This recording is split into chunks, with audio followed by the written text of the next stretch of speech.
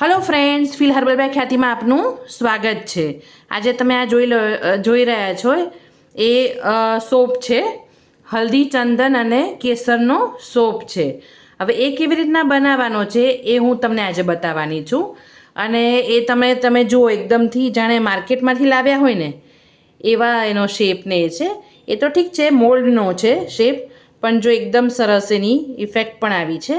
તો તમે આવી રીતના અલગ અલગ પોતાના ફેસને કે સ્કિનના અનુરૂપ તમે બનાવી શકો છો। એ આપણે હવે બનાવવાનું સ્ટાર્ટ કરીએ છીએ। સોપનું મિક્સચર બનાવવા માટે મેં અહીંયા એક બાઉલ લીધું છે। એની અંદર આપણે 1 ચમચી જેટલું આપણે સેન્ડલવુડ પાવડર નાખીએ છીએ। 1 ચમચી ચંદન પાવડર છે, અડધી ચમચી જેવી વાઇલ્ડ ટર્મરિક છે, તમે હળદર પણ નાખી શકો છો। અડધી ચમચી એ નાખ્યું છે।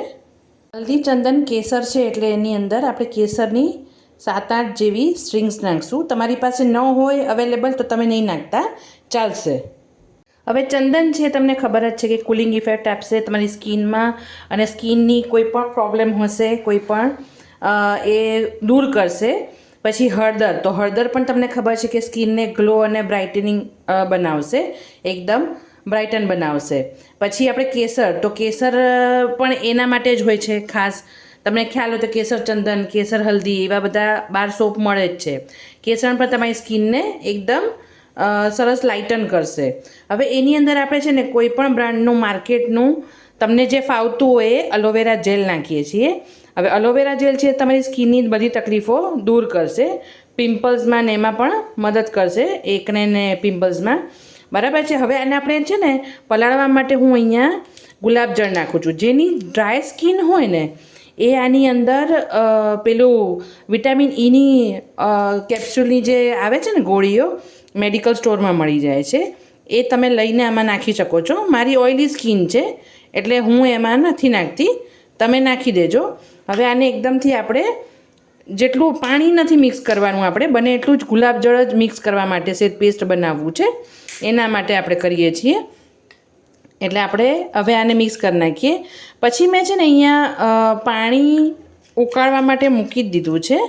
ડબલ બોઇલરથી આપણે સાબુ બનાવીએ છીએ ને, તમને ખ્યાલ હોય તો ફેશિયલ બોમ્બ, બ્યુટી બોમ્બ મેં જે બનાવ્યો હતો એમાં બી એ રીતનું જ હતું ને, એટલે સેમ પ્રોસેસ છે। આવી રીતના તમે અલગ અલગ કોઈ પણ જાતના સાબુ ઘરે જાતે તમારી સ્કિનને સેટ થાય ને એવી રીતના તમે બનાવી શકો છો। હવે આપણે આ પેસ્ટ રેડી છે। હવે અહીંયા મેં છે ને એક લગભગ 80થી 100 ગ્રામ જેટલો આ સોપ બેઝ છે, ગ્લિસરીનવાળો છે આ। તમે એલોવેરા બેઝ આવે છે આમાં, પછી ગોટ મિલ્ક આવે છે, કોકોનટ મિલ્ક આવે છે, જેની સ્કિન જેવી હોય ને એવું તમે આમાં લઈ શકો છો। એટલે એના આપણે ઝીણા ઝીણા ટુકડા કરી નાખીએ, જેનાથી એ એકદમ ડબલ બોઇલરથી કરીએ ને આપણે તો એ મેલ્ટ થઈ જાય। હવે આની લિંક હું તમને ડિસ્ક્રિપ્શન બોક્સમાં આપી દઈશ, આ બધી જ વસ્તુઓની, એટલે તમે લઈ શકો છો। હવે તમે પિયર્સ, તમે આ બધું ના કરી શકો, તમે પિયર્સ માર્કેટમાં અવેલેબલ છે અહીંયા, તો પિયર્સ લઈને પણ તમે એની અંદર આ બધી વસ્તુઓ એડ કરી શકો છો, પાવડર્સ ને એવું।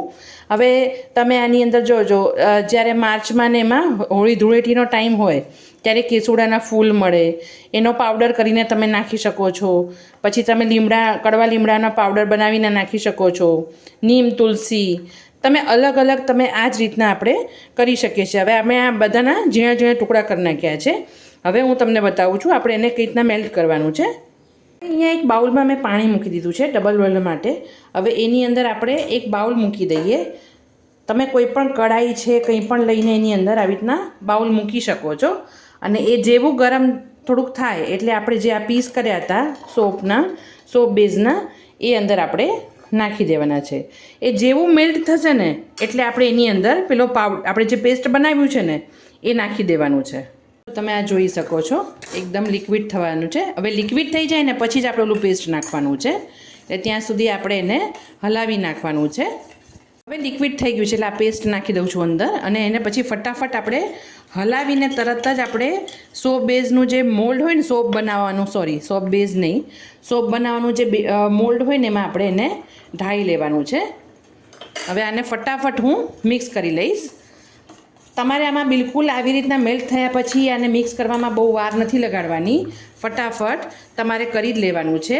હવે મારી પાસે છે ને સેન્ડલવુડ એસેન્શિયલ ઓઇલ છે, એટલે હું સ્મેલ સરસ આવે ને એના માટે હું નાખવાની છું. તમે નાખવું હોય તો નાખી શકો છો, નહીંતર સ્કીપ કરી શકો છો. હવે અહીંયા હું આ સેન્ડલવુડ નાખી દઉં છું 7 થી 8 ડ્રોપ્સ. એની સુગંધ પણ સરસ આવશે અને સ્કિનમાં ઇફેક્ટ પણ સારી આપશે.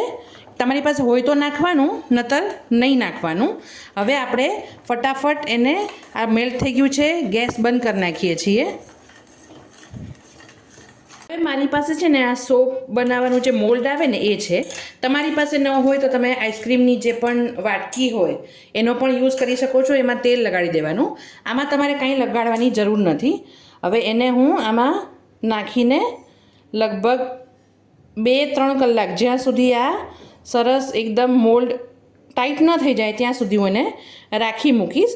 અને પંખામાં જ મૂકીશ હું આજે. હવે તો તડકો આવી ગયો છે એટલે તડકામાં પેલા પંખામાં મૂકી દઈશ. એટલે ફ્રીઝમાં નહીં મૂકું ને એટલે જલ્દી આ આપણને 2-1 કલાકમાં તો રેડી થઈ જશે. એટલે હું તરત તમને બતાવું છું. હવે કલાક ઉપર થયું છે, 2 કલાક પણ નથી થયા અને આપણું આ સોપ બનીને રેડી થઈ ગયા છે. અને આવી રીતના ખેંચીને સેટ કરવાના, એટલે તૂટી ના જાય અને એની જગ્યા છોડી દે. બરાબર છે? હવે જોજો, છે ને મસ્ત. આ એક બની ગયો અને એક આ બીજો. બહુ જ સરસ, જો મસ્ત બની ગયા ને 2. તમે આવી રીતના અલગ અલગ કોઈ પણ વસ્તુ નાખીને તમારા પોતાની સ્કિનને અનુરૂપ એમ તમારી સ્કિનને લગતું તમે કંઈ પણ બનાવી શકો છો આવી રીતના અલગ અલગ જ. ફ્રેન્ડ્સ, આવી જ નવી રેમેડી અને રેસિપીઝ જોવા માટે મારી ચેનલને લાઇક કરો, શેર કરો અને સબસ્ક્રાઈબ કરો. Thanks for watching.